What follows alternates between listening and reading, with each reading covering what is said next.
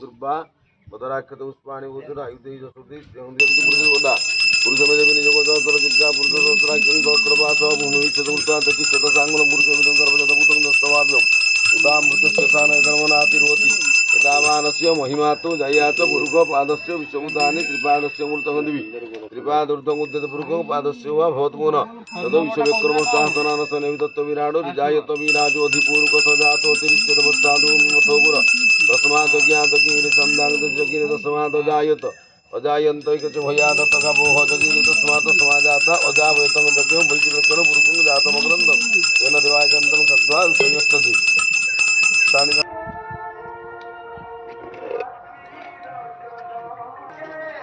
कपुराड़ देख